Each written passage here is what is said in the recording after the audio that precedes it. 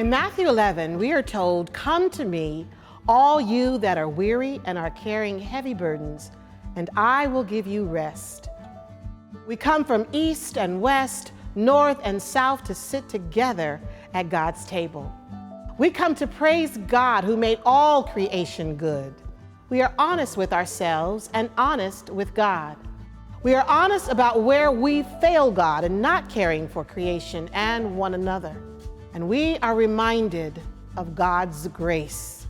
In Matthew 25, we hear, "Truly I tell you, whatever you did for one of the least of these brothers and sisters of mine, you did for me."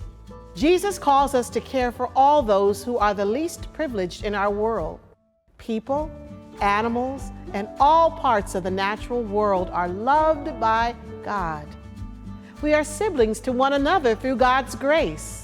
Yet the world we are called to care for is changing all around us. We experience devastating fires, floods, droughts, and storms. Our changing climate impacts all of us, but the least privileged and the most vulnerable communities amongst us suffer the most. And Jesus is not indifferent to this suffering. Jesus calls us to go out into the world. We recognize that there is suffering, and as Presbyterians, we respond. We are committed and we are passionate in our caring for creation. In our congregations, we can make a difference. We are conserving energy, recycling and composting waste, teaching children how to grow and harvest food, and learning about creation care in worship and education settings. In our communities, we can make a difference. Our brothers and sisters in Puerto Rico led the response to hurricanes by working to rebuild with solar power, garden organically, and create resilient structures. In our personal lives, we can make a difference. We reduce energy use, purchase carbon offsets, change consumer habits, and invest in renewable energy like solar and wind.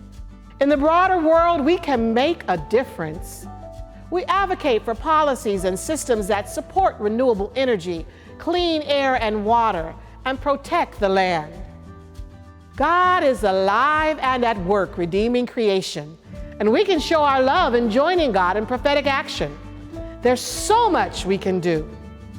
The PCUSA, our Earth Care Congregations program, and Blessed Tomorrow, a coalition of people of faith across the country, are joining together to help Presbyterians communicate and act on climate change.